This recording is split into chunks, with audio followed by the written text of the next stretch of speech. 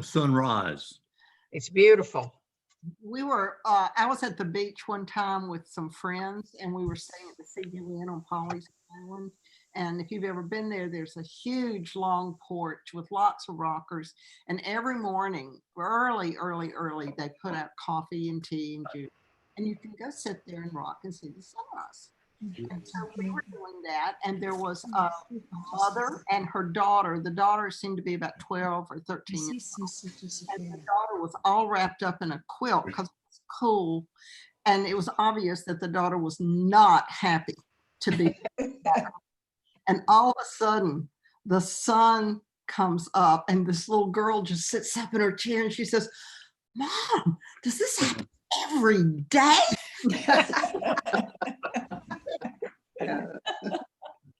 Was she there the next morning? I don't remember. You've seen one, you've seen them all.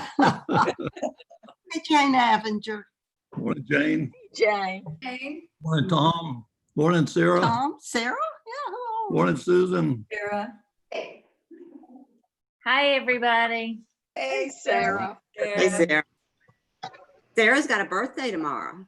Oh, Allison. Yes, I do. Yay. Thank Happy you. birthday. 29 and counting, right? Yes. And my granddaughter is 3 today. Whoa.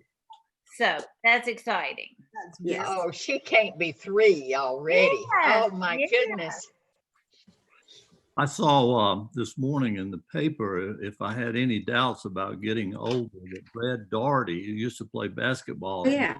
North Carolina, many of you would remember him. Yeah. He had his grandchild. That seems like he was playing yesterday. Yes. Cecil, what'd you say happened to him? Your voice broke up. He had his first grandchild. Oh, my Ah, yeah, I can still Oh, my picture him on the court. goodness. That's my only picture is him on the court in my mind. Yeah. Remember his comment about the Duke cheerleaders? No. Hi, Evelyn. Hello. Hi. Remember that. Refresh our memories. He said they were the ugliest cheerleaders in the ACC. No. Oh, well, that's coming from a Carolina kid. What do you That's expect? Yeah. Exactly. That good old rivalry. Yeah.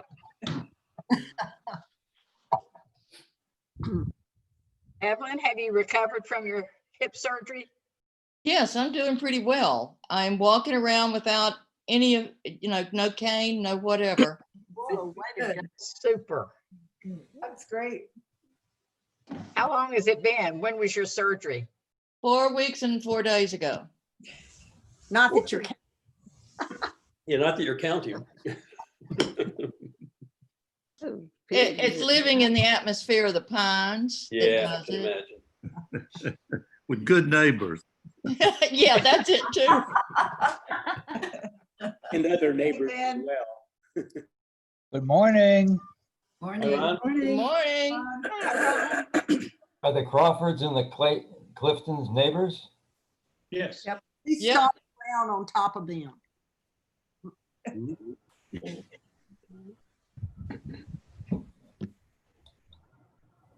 Hey, John's Morning, former member. I've forgotten your name, and you're now in St. Albans, right?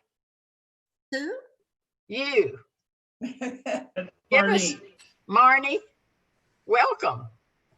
Thank you. Thank you, thank you. Oh, Marnie, yes. I thought you meant St. Albans Church. And I was thinking, oh. Dennis, you came back St. from Albans Taj Mahal. neighborhood. Oh, That's you want what the I Taj, thought. you want the Taj Mahal, John? I've gotten used to that with you. Okay, let me see if I can do something here. Good morning, everyone. This is Hunter Bessie. Good to see everybody. There you go, Dennis. Hey, Hunter. Good morning. Morning. Morning. Oh, there Morning. Good morning. Dennis back in India. Yeah, it's 7:15 in the evening over here now. What'd you have for supper, Dennis? Oh, some chicken curry, what else? Morning, Kimberly.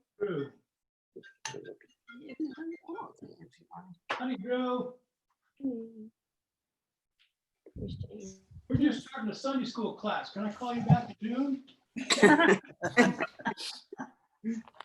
Well, it is that All right. time. I'm gonna go ahead and ask everybody to go ahead and mute themselves, except the Cliftons. So I'll let you go ahead and find that. And thank you for once again for being here today. Our speakers are Jenny and Cecil Clifton. If you want to go ahead and say hi so we get you in the screen, Cecil and Jenny. Oh, hello. There you are. Thank you. Not to steal too much thunder, Cecil and Jenny, they are the parents of 2 children, both boys. They have 4 grandchildren and 3 girls and 1 boy. Cecil is a Davidson graduate. Jenny is one of our sound techs for worship, so you don't often see her in worship, but she is often up in the choir, up in the back balcony running things. And Cecil currently is the co-chair of A&P and sings in the choir when they sing, but you've seen him virtually. So there's an introduction, and I will let you take it away from there. Thank you for being here. Thank you, John. Sure. Good morning, everybody that we haven't already spoken to. Thanks for joining us this morning, and hope you're getting up and being with us will prove worth your while. We want to thank both the Mays and the Rosses for their presentations the previous 2 Sundays, which were most instructive and helpful, and especially for being the first 2 to go out in this exercise. So we are thankful for that. And Murr and Mary Muchani are going to be the speakers next week. And we got an email from Murr just before we came on to say that they were having a family visit with family in Kenya this morning. They do that once a month on Zoom, and this is their Sunday to do that. So they're not with us, but they are with us at least in spirit. So, okay, I'm going to start off, and then we'll kind of switch back and forth as we go forward. I'm going to do this sort of in a chronological order, although occasionally there may be a need to bump out of that. I wanted to start by saying that Jenny and I have been fortunate to go to Chautauqua 2 times for a week each time. And the first time we went, the minister of the week, those of you who have been will know what I'm talking about. Those of you who have not been are strongly encouraged to try to find a way to go and spend a week or so at Chautauqua sometime. It's just wonderful. But at any rate, the minister, first week we were there was a man named Thomas Long, who was an ordained Presbyterian minister and is the professor emeritus of preaching at Candler School at Emory in Atlanta. And we got to hear him. And on Sunday afternoon, they usually invite the minister of the week to come out and kind of explain their faith journey. And we heard him do that Sunday afternoon. I think he'd probably have to be in the top 5 preachers I've ever heard. He was just absolutely wonderful.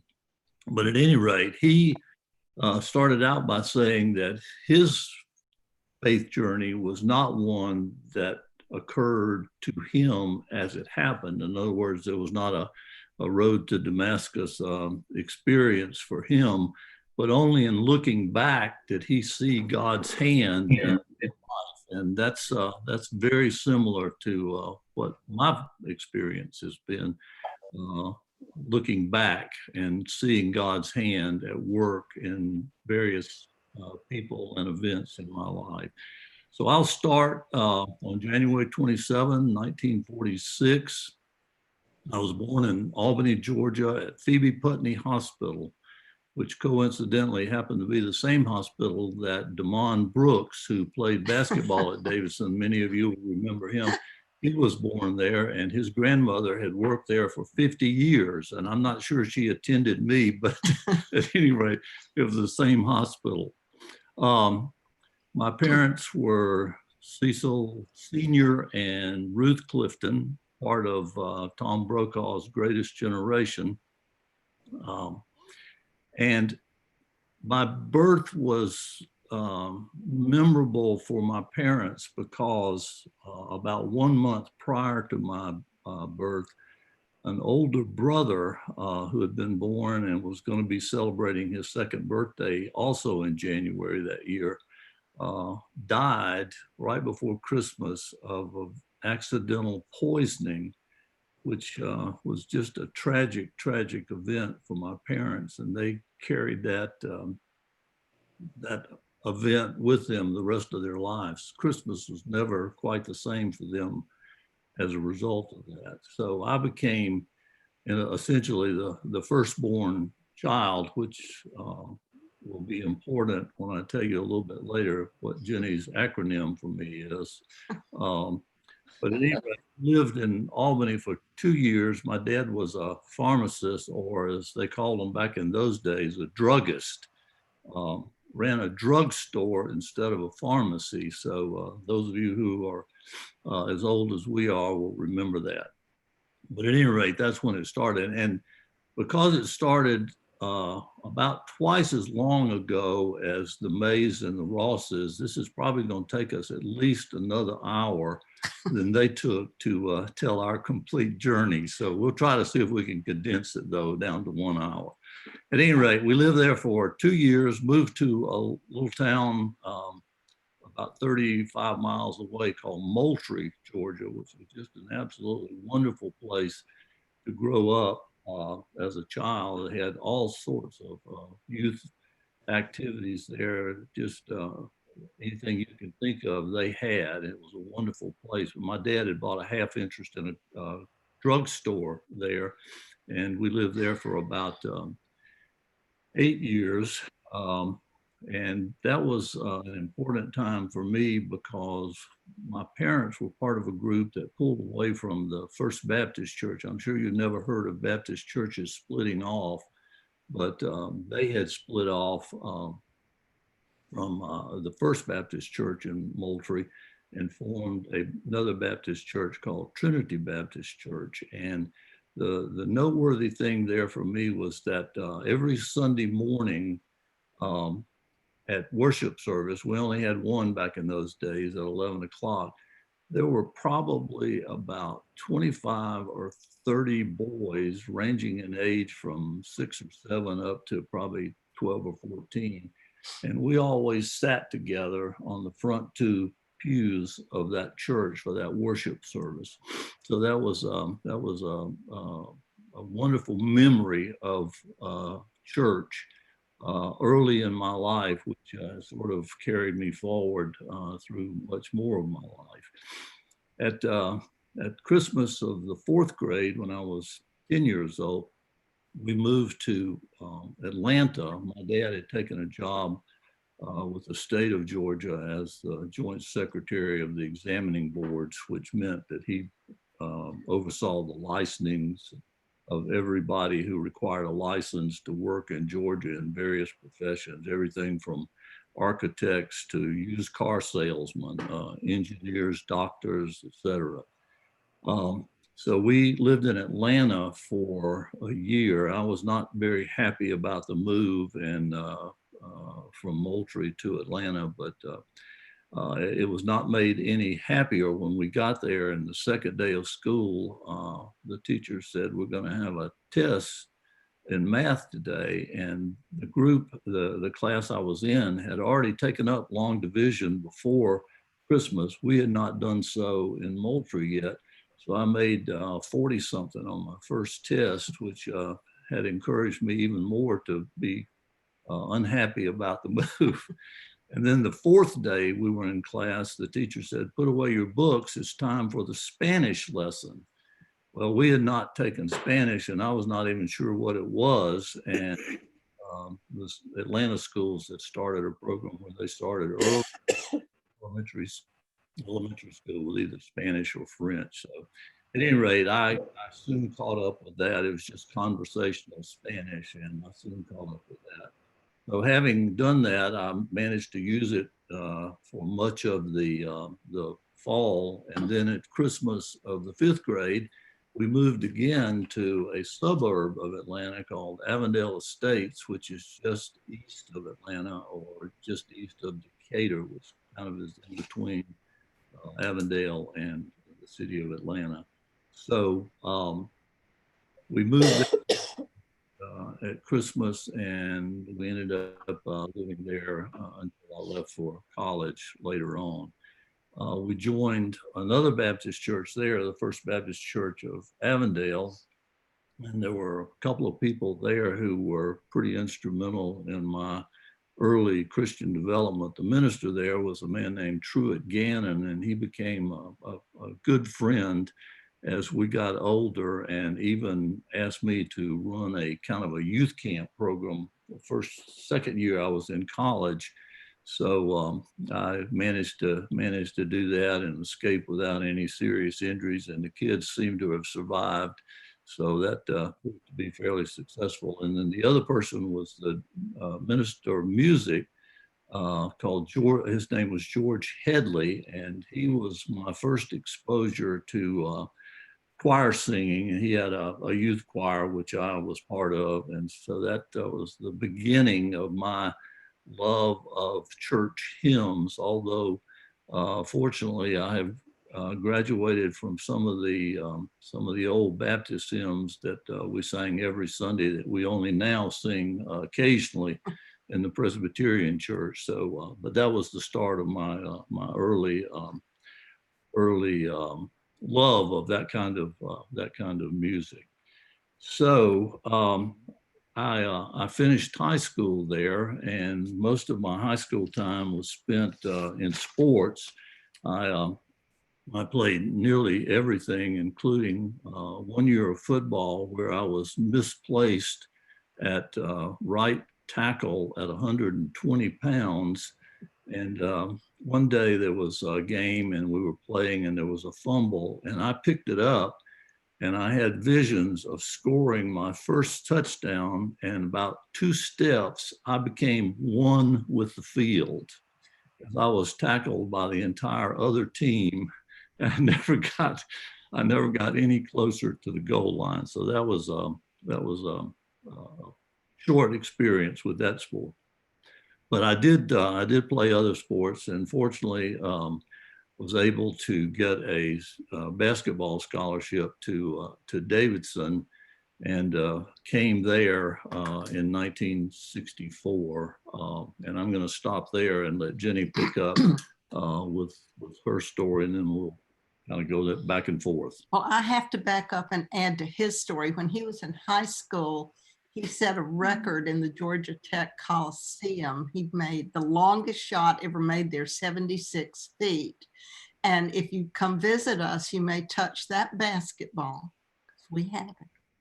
I was born on April 8th, 1947 in Cabarrus Memorial Hospital in Concord, which is now, I think, an Atrium Hospital. It's changed names for a while. And I feel like I was really lucky because I was born into a family of Christians, and I grew up in a community of such. And I think that's important. I was baptized at St. James Lutheran Church, and as I've been told, I slept through the whole thing, so it still happened. What I remember about growing up is in Sunday school, I did not like Sunday school, and our teacher kind of had green teeth, and she was very boring. But Gene Lentz, one of my classmates, was also bored, and he had brought some matches to Sunday school, and he would light them and throw them out the open window beside. And it must have been fall because there started a fire. So the highlight of my Sunday school career was the fire truck coming to put out the fire that Jean started out of pure boredom. I loved, also, I wanted to mention that it does take a village. And I can remember Miss Mary, who was principal of an elementary school and never had children of her own, stopping some of us from running in the halls in the basement of the church. So we knew that we were being watched and cared for by everybody there, which was a lovely thing. I loved Bible school. It was fun, but the best part, we had a big tree in the park near the parking lot, and it had a swing, and we would line up and stay for many minutes just to get our turn on that swing. But boy, you could get so high, it was worth it. I sang in the children's choir, and at age 3, I had a little poem I said for the Christmas program. And toward the end of the program, they made a plea for people to contribute to whatever Christmas gift it was at that time. And my mother said that must have been a foreordained moment, because later I got involved with stewardship. And at that particular time at age 3, I stood up on the stage where I was seated and yelled, "Daddy, get your money out." So I was well prepared to ask people to do the same thing later.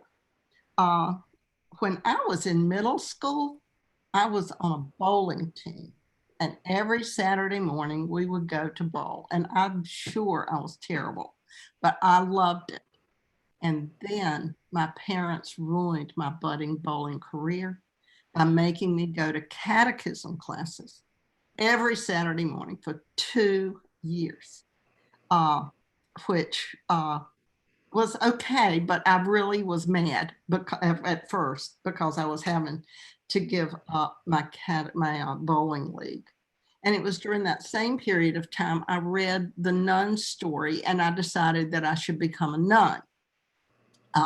My mother assured me I would not like it because nuns didn't wear pretty clothes.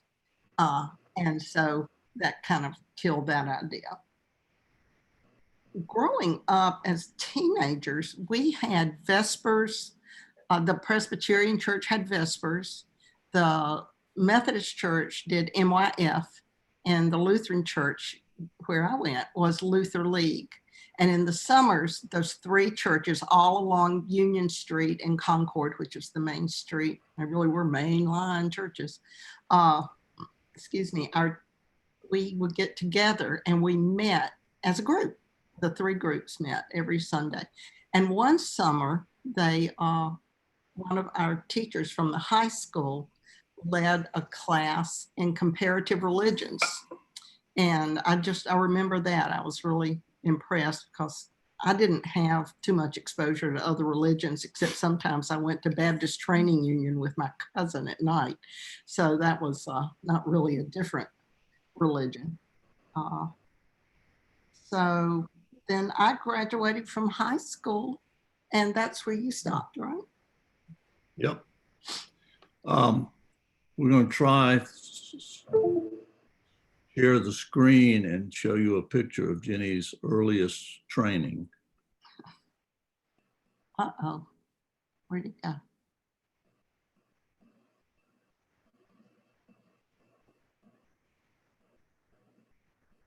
We don't know what we're doing. It's down there.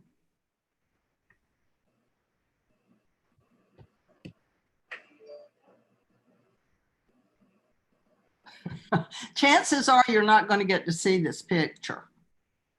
There it is. That was, can y'all see that? That was my mother and my father, and I don't know who took the picture, but that is a bed that had been in our family for a long time, and every night we would say prayers, and I used to envision an angel sitting kind of up in the air with a scroll and a quill, writing in gold ink my prayers down as a little girl. But one of the things I always did when it came time to kiss everybody goodnight, my dad had picked up in a little country grocery store something that was getting ready to be thrown away, and it was a life-size cardboard cutout of the Lone Ranger. And I love the Lone Ranger. So he stood at the foot of my bed, and every night I would get on my little tippy toes and kiss the Lone Ranger goodnight. So cowboys have always been an important part of my life, as I'm sure you will see later. Okay. Okay, so I left you as I was about to leave to go to Davidson College, which I had not really even considered until late in my senior year. But I got here and it became the most transformative 4 years of my life. In fact, the transformation started about the second or third day when I learned that I was not as smart as I thought I was. In fact, I learned that I probably was not as smart as most of the people in my class were. Some of the basketball players, and Tom Clayton, who was a participant in our class, was also a classmate and was on the freshman basketball team. We couldn't play varsity back in those days when you were a freshman, so we all had freshman teams. But at any rate, another player on the freshman team was a guy named Bobby Lane. And a friend just recently remembered sitting in calculus class with Bobby and watching him take the first calculus test with a fountain pen. I usually brought in 2 extra erasers so that I could change most everything I had done the first time around and correct it and try to get it right the third or fourth time around. He made his calculations with a fountain pen. So at any rate, it became just a training in sensitivity to issues that I had never thought about, talked about, considered, or anything like that. But I also found out that I was probably one of the most naive people who had ever attended Davidson College. I had gone to a large high school in the Atlanta area, which was considered at that time a really strong academic program. But I found out I was not as aware of things as I thought I was. So not only was I not as smart as I thought I was not nearly as sophisticated as I thought I was. So the transformation began early and continued throughout the entire 4 years. My mother, contrary to the excitement I had about going off to college, my mother later on became very fearful that I had possibly assured myself of going to hell, because I went to a place where one of the Bible professors, and those of you who were around back in those days will remember Tommy Clark. He was talking about bibliolatry one day and worshiping the Bible, which I had always grown up believing that you never put anything on top of it. And he tossed it out the window. And when I told my mother about that, she was absolutely sure that I was going to hell, and probably quicker than I had hoped to. I survived that and continued on. After 2 years, I along with 3 other players, we all gave up our basketball scholarships and went on to other activities. And that decision to not play basketball any longer allowed time to do some other things. And the 2 most important things I probably did while I was at Davidson occurred in the 2 years after I'd given up my scholarship. One was I was able to sing in the male chorus my senior year. And that was just a wonderful experience with a man named Don Plott. And again, those of you who are around back in those days will remember him, but he was just was an excellent musician and just a really, really fine man, and had a huge influence on me and introduced me to even better music than I had been used to. So that was a wonderful experience. And then the other thing that happened is thanks to my friend Will Terry, whom I had met in September of 1964 and who became a huge influence in my life both then and later, suggested that I consider working with the senior high youth group. So the last 2 years at DCPC. So in 1966, I started working with the senior high group, and it was just a marvelous experience for me. John Woods, our former mayor, was a member of that class. Shaw Smith, who's now a professor at Davidson, was a member of the class, and there were others. And it was just an absolutely wonderful experience. And at the same time I started doing that, Bob Lane, who was the one who took the calculus test with a fountain pen, had also given up basketball, and he had started working with the senior high group at Huntersville. And I can't remember if it was Huntersville First Presbyterian Church back in those days or just Huntersville Presbyterian, but at any rate, it was the one in Huntersville. The building is still there on the highway as you go through Huntersville. And he and I coordinated a number of activities with the youth of DCPC and the youth of Huntersville Presbyterian. And I think that everybody enjoyed that. And we just had a wonderful time working with those folks. I do have to mention one event that occurred the first couple of years. As we were acclimating to college, there were 4 of us that used to gather at Will's house on Thursday morning for breakfast at about 7 o'clock, which sometimes was difficult to make, but we all seemed to make it. We would gather there and have breakfast. He would always fix a huge breakfast for us, and everybody would eat all they could. And it was wonderful, but we'd also have sort of a Bible study. And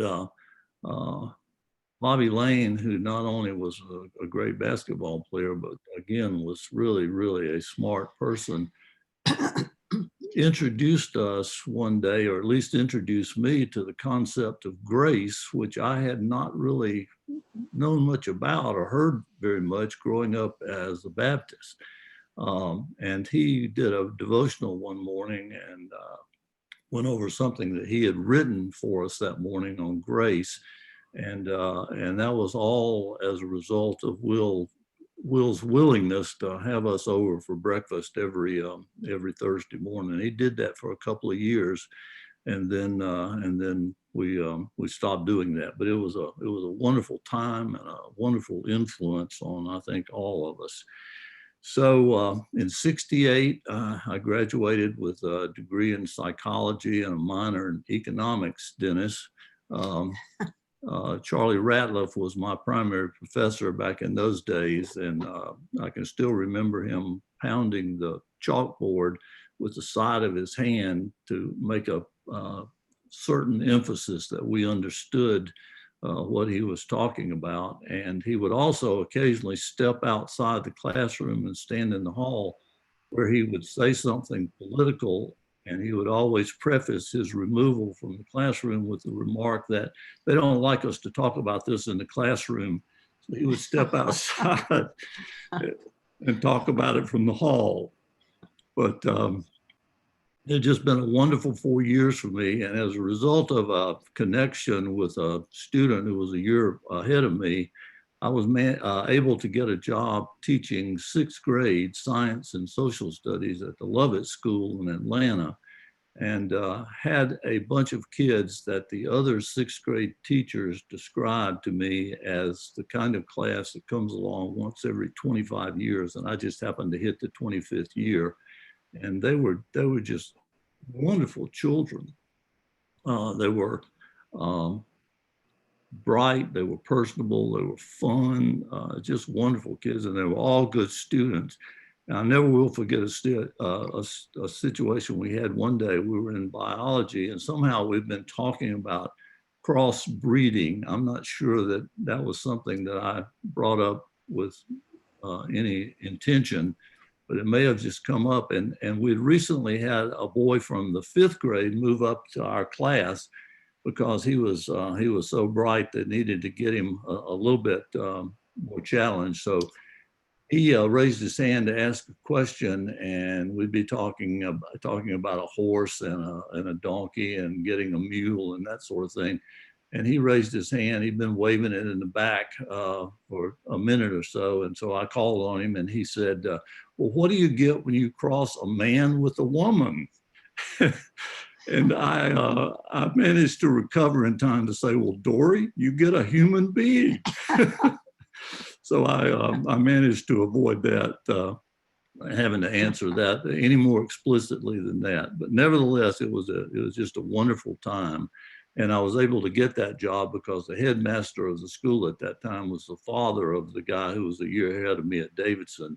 I had no education courses, no training whatsoever, and walked in. And had it not been for their flexibility and smartness and willingness to put up with me, we probably wouldn't have made it through. I probably wouldn't have made it through. But they were just absolutely wonderful. And I still heard from a number of them for years after that. So it was really a wonderful year. And then I had to leave after 1 year, though, because I had to do my 2-year Army obligation as a result of having been through Army ROTC. And it was at that point that I met Jenny while I was in the Army. She happened to room or have an apartment just down the hall from a couple of guys that I was in the Army with. And so John, one of the guys I was in the Army with, had invited me to come over and play tennis one day. And I was riding up in the elevator, and there were 2 very attractive young women on the elevator with me. One was Jenny, and at some point during this story, our versions diverge a little bit. So she'll have a chance to tell you what her version is. But nevertheless, her roommate, one of her roommates, there were 4 of them rooming together, and all of them were stewardesses with Pan Am. So they were all college educated and traveling all over the world and speaking other languages and so forth. But her roommate, Esther, was also from Georgia, and I happened to have on a Love at School t-shirt, and she knew of it. So we started talking, and between the 1st floor and the 7th floor, I found out that I was going to a wedding she had been invited to but could not go. So she asked me to come by when I got back and tell her how the wedding was. So a couple of weeks later, I go down and go to the apartment where they all lived and knocked on the door. I was in my Army uniform, and Jenny came to the door. And I did not open the door. And did not open the door and wanted to know what I wanted. And I said I was there to see Esther to tell her about the wedding. And she basically sent me away, telling me that Esther was not there and that she was not opening the door to me. So fortunately, that was not the end of the story, but we did end up going out a couple of weeks later and just having a great time. And so from 1969-70 to summer of 72, we were dating at least a year of that in Washington. And then when I got out of the Army, I moved back to Atlanta, and she was still there. So we got married in August of 72, just celebrated our 48th anniversary last week or 2 weeks ago. And there's a lot to tell after that. So I'll stop with that, and Jenny can pick up and tell you about college and her version of our beginning our relationship. My version is he was trying to pick up Esther, who had long blonde Farrah Fawcett hair. He denies it, but it's true. Not true, not true. When I graduated from high school, I went to Coker College, the only college I even applied to. I just wanted, had spent a weekend there, and and it was dull, but I loved it. And I was there, and while I was there, I was majoring in French, but I worked on campus for the religion professor, whose name was Dean Schaefer. He was a Baptist. He was a very liberal Baptist, and had been instrumental in working toward integration efforts there in Hartsville, South Carolina, where I was. And that was almost changed to be a religion major. After 2 years there, my plan was to go all along to Chapel Hill, to the University of North Carolina. But in order to go as a freshman, I'm sure many of you will remember, women had to have a certain major, and mostly education or in a health field. And that was not going to be me, because I was never going to teach. And I certainly couldn't have passed that level of chemistry. So I transferred to Chapel Hill and majored in political science with a minor in French, and had really good experiences there. And while I'd been at Coker, I had gone to the Episcopal Church because I didn't have a car and I could walk there. And the same thing was true in Chapel Hill. So for a little while, I became very ecumenical. I had been Lutheran. I had gone to Baptist Training Union Zone with my cousin, and then I go to the Episcopal Church. So it was my senior year, and I didn't really have plans for after graduation other than going to graduate school. And I had a friend named Betsy Crawford, and her dad was a vice president for Pan Am in New York City. And she asked me, would I please interview? She was supposed to line up interviews, 30-minute interviews for 2 days for 2 interviewers at Chapel Hill for, job interviews. And I didn't want to do that because I was not going to be a flying waitress. And she said, but you have to have a foreign language. Part of the interview will be in the foreign language. And so I said, okay. She said, it would be good experience for me for a job interview. And since I'd never had a job interview, I thought she was right. I had worked, but of course, growing up in a little town, you just said, Mr. Smith, you need help this summer. And that was your job interview. So I had my job interview, and I loved it. I got to use my French, and I was very relaxed because I didn't want the job. And then I got the job. So I went to Pan Am Training School, and I do believe that God sent Betsy my way, because that was a big life-changing moment for me. I went to training school and met some of my best friends that I still have there. And then 4 of us were sent to Washington, D.C., and that's where Cecil came into the picture. So I'm going to go back to screen share and try to show you a couple of pictures real quickly. Hopefully I can do it a little more quickly then. Okay, that was the previous one. That's mainly just to prove that we did used to have dark hair and that we were young once. And thin. So that was at our rehearsal dinner. That was the rehearsal dinner. And then this is a picture from, it's a reminder of a Sunday school class we started while we lived in Toccoa, which was the place we moved to after I finished law school, and we moved there for work. The Sunday school class was called the Saints and Sinners, and we were part of the 3 or 4 couples that founded that, and it was just a wonderful class. It was at the First Presbyterian Church in Toccoa, and we had lots of social activities. We met every Sunday morning. We had a guy who played the guitar, and he would bring that, and we'd sing some songs, and somebody would do a lesson or a devotion or something like that. But we did do a lot of socializing. So this is the night of the scavenger hunt we had, where we went all over town, like grocery stores In and costume. in these costumes.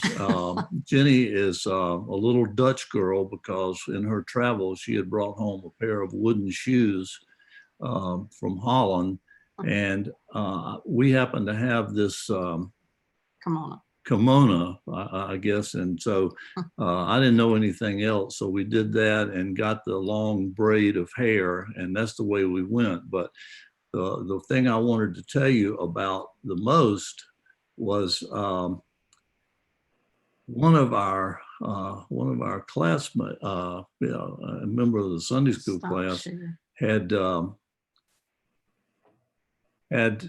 dressed up as a mummy, and he was literally so stiff that he had to hold his arms out to the side and walk with straight legs. And he went into the Ingles grocery store like that night, and I'm sure they thought the zombies or something were coming in, but we just had lots of fun. That was the church we went to, and where we really sort of gravitated to the Presbyterian Church. We had tried several churches there and ended up at First Presbyterian, which was being pastored at that time by a former dean of students at Columbia Seminary named Hal Lyon, who was just an incredible person. He had gone to seminary later in life after a very successful business career, had not finished college, and got his degree from both college and the seminary at the same time. Just a really, really amazing man, and became a very, very close friend. So that's how we ended up at the Presbyterian Church after law school and moving to Toccoa for the job I had. And there, for me at least, I became much more active in Presbyterian church life, serving on several Presbyterian committees, and even at one point being moderator of the Presbytery. So that led to our affiliation with the Presbyterian Church and away from the Lutheran Church and the Baptist Church of our background and youth. We're gonna need to hurry up a little bit here, so I'm sorry. I told you we needed 2 hours, but we won't take 2 hours. We'll just stop at a point. But at any rate, that's our story. Jenny, anything you want to add there? Yes, I do. While we were members there, I felt called to start a soup kitchen. We had a lot of, not so many homeless people, but mentally ill people who were in homes, and they just wandered around the streets during the day. And I really felt a strong call to do that. And a former Davidson grad was our minister at that time. His name was Jim Goodlow.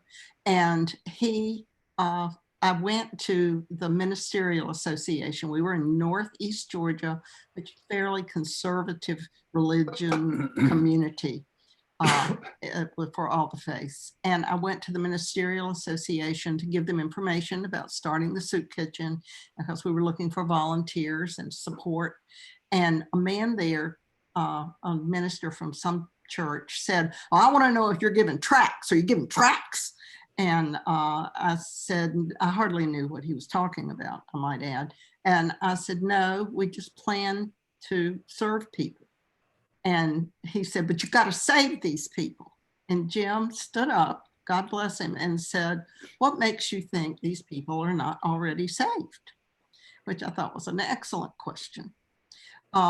And then the other thing about the church, I'm trying to remember. Oh, we went to sort of a rough patch, and our minister people were leaving the church, and I was unhappy there. Like, this was some years later.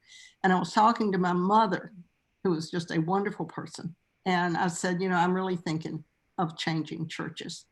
And she said, "Why would you do that? It's your church." and it needs you now more than before. And that really resonated with me. So we stayed on. I'll try to show you a few quick pictures of the rest of our family. So I want to talk about teaching.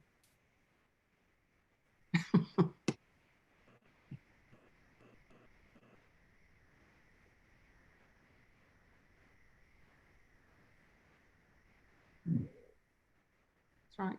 Okay. You could just click on that. Okay. This is a picture of our children and grandchildren a few years back. We were all out west skiing. David is to my right and is our oldest son. Maisie is our youngest grandchild, and she's in my lap. Next to me is Charlotte, who is our oldest grandchild. She's now 12. And in Jenny's lap is Henry, our only grandson, and next to her is Cecilia, or Cece as we call her, who is now 10. And then next to her is her dad, Michael, our younger son. And that's a picture of David and Liza, his wife. Some reason they didn't get in the other picture. I think they were taking the picture. And then those are their children, older now, Charlotte and Henry. And then that's Michael and his wife, Beth. Michael is about 6'2" and Beth is about 6'1", and their children are tall, are now older and taller. Cece here is now 10, and she is over 5 feet tall already. So he's going to be, and Maisie, who is 8 now, is also much taller. So with that, I'll leave. I'm going to take these pictures down for just a minute and get back out and kind of summarize as best we can. For me, although we didn't probably hit it enough to make it apparent, but for me, the church has always kind of been a constant. And even when I have not been active in attending, it's always been there in the forefront of my mind. And so we're delighted to finally be at DCPC, where we had hoped to be much earlier, but delighted to be here. But it's just been a constant for me. And one of the things that I have learned as a result of that is that, and it's something we've heard several times recently, is that God does not let go of us, even though we occasionally let go of him. And that's certainly been true in my life. Another thing I've learned after learning about grace is that I am in constant need of God's grace every day. I was going to tell you what Jenny's acronym for me is. It's first FBBB, which stands for Firstborn Baptist Boy. And it has to do with a streak of my personality, which tends to be very pharisaical or self-righteous or judgmental. And I attribute that to my Baptist upbringing, but it's something that I constantly wrestle with, and I need God's grace every day as a result of that. And then this week, I got something from a classmate that I wanted to share with you all, and that is that it's supposedly said by St. Francis of Assisi, but that's uncertain. But the saying is something like, preach the gospel and use words if you need to. So we need to be living the gospel as well as telling the gospel. So that's something that has been very apparent to me. And as a result of marrying into Jenny's family, I have learned much more about the power of love. They were hugging and loving each other all the time. My family was much more reserved than that. So it was a real change for me to marry into a family that was constantly telling each other that we were we were loved. So that's been an important lesson for me, and one that I hope that I can be a little bit more sharing of as I move forward with God's grace. I wanted to talk very briefly about how I became a teacher. We had a friend who asked me to be a substitute for her in Latin, something I was never going to do. And I found out I loved teenagers and went back to school and became a Latin teacher. And I considered that God really had been directing me there all along. And I finally got there. And it was a great, great blessing for me. I considered it a ministry. I have to say that in 1998, I was diagnosed with breast cancer. I had a really good prognosis, and I have always been a planner. But during that time, there was nothing I could do except go to the doctor, and I turned everything over to God, and I have never had a more fulfilling or loving experience in my life. It was absolutely phenomenal. There was a poster in our Toccoa church, and it was a picture. It was modern. It was a sketch almost. And it showed Jesus reaching out of the boat toward Peter. And Peter, you see under the water, and Peter's feet are just churning as fast as he can. And that's the way I had lived my life prior to breast cancer. But once I got through that, God is my sanctuary. It's just really been wonderful. I know people say let go and let God, and it's hard, but I'm telling you, it really works.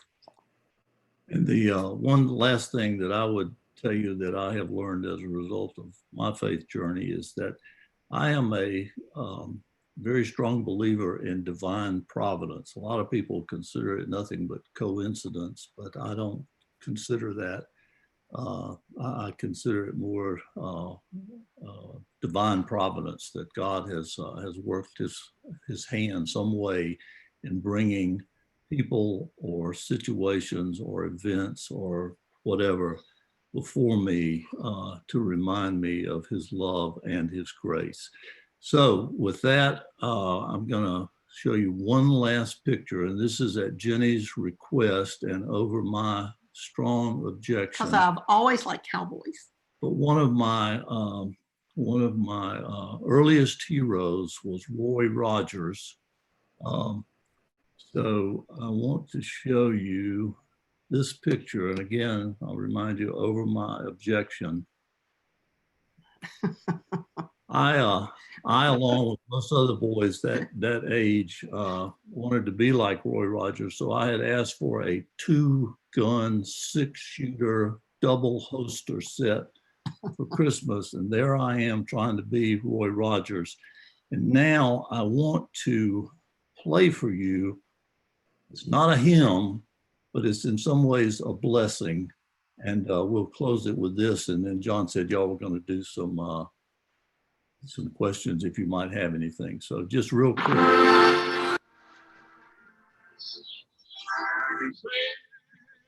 To you until we meet again.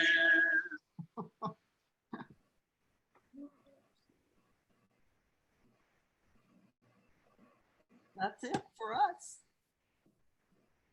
Thank you. So thank you all for allowing us to share that. You've been very patient and hopefully very forgiving. Thank you very much. We've got about 5-6 minutes left. What questions or comments do you have? And we've got about 21 people that are watching on the YouTube side. So I'm watching over there if you have any comments or questions for the Cliftons too. I'll let you go ahead and unmute yourself and ask. Maybe Tom Clayton has something from college that he would like to reminisce about. He's shaking his head no, so he's not going to throw you under the bus.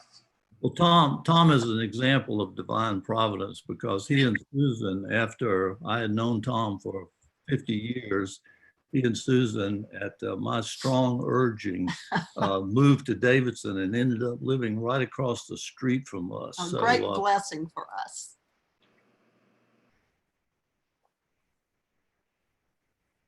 John, Yes, Margaret. I've been making notes and I want to put the Cliftons, tell them to get ready because there's certain areas of this I would like to pursue more deeply. really not surprised to learn that, Margaret. Dennis? Yes, I'd like to say how impressed I am with Cecil's willingness to serve. About 2 years ago, I was on the nominating committee. I called and asked if he would be on the session, and he said yes. Then about 6 months later, I called him and asked him, would he be on the pastoral search committee? And he said yes. And he's still talking to me. I'm just very surprised.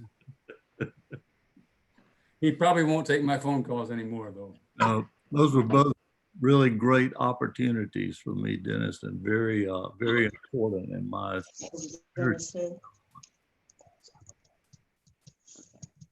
Other comments or thoughts? I'll ask one. You are even though it looks like you are at the beach at sunrise this morning, I know in fact you are at the Pines. How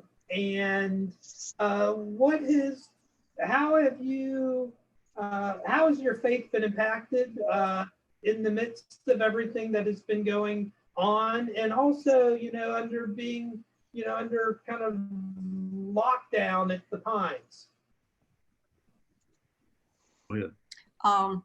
Well, I'm kind of okay.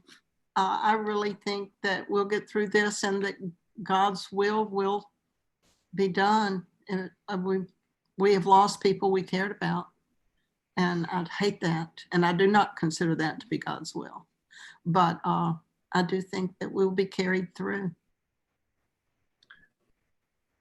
It's been certainly a learning experience for all of us as we've tried to adjust to the new circumstances dictated by the virus. And hopefully there will be a vaccine in the reasonably near future that will prove to be safe and effective, that we can all take and hopefully restore a little bit of normality to our lives. Cecil? Yes. I would like to say that I miss standing next to you in choir. It is so tough to go through this. I hope you'll join the virtual choir again soon. Well, I was going to say, Ron, maybe I can ask David to put us next to each other. Yeah. So that'll be the best we can do for the time being. Yeah, if we stay close, we won't sink, right? Thank you for the comment, though. Do you have a question? No, it's not a question. I just wanted to say thank you so much for sharing. That was I'm driving. I wanted to say thank you so much for your comments, and I do want to say it was very beautiful to hear the statement about grace and love, and that we need grace, and it was very refreshing, and I feel a renewal in me. So thank you so much for that. Thank you. Yes. Thank you. Cecil and John, I have a question. Bob Osborne. You really didn't talk about your legal career. Your whole time that you were serving as a lawyer, and I'm wondering if you had situations then with all of the whatever you encountered, especially with clients, et cetera, in a legal career that might have maybe not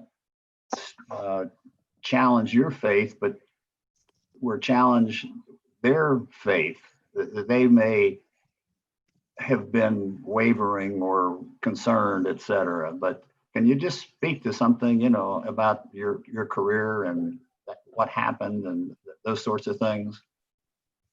Well, being a lawyer means that you do most anything when you first start out, and I did that. And one of the things I did was occasional criminal defense work, which I found to be very uncomfortable because lawyers are supposed to represent their clients zealously.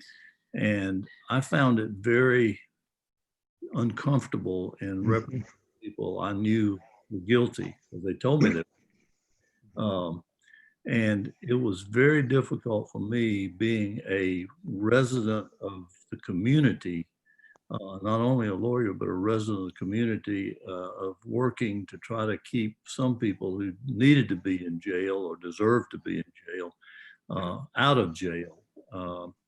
And that was one thing that certainly challenged me. So after 4 or 5 years, I was able not to have to do that anymore. And that was a relief to me, because it really put me in an uncomfortable situation where professionally I was obligated to zealously represent some excuse me, someone who was known to be guilty. Thank you. I think our time has ended. Before we close in prayer, next up, next Sunday, is Jane and Cheryl Holland. I think you're still with us. Jane and Cheryl, are you still here?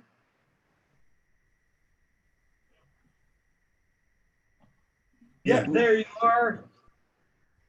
All right. Well, we are excited to have you next week, and can't wait to hear what you have to say. Heather McKee is going to close us in prayer.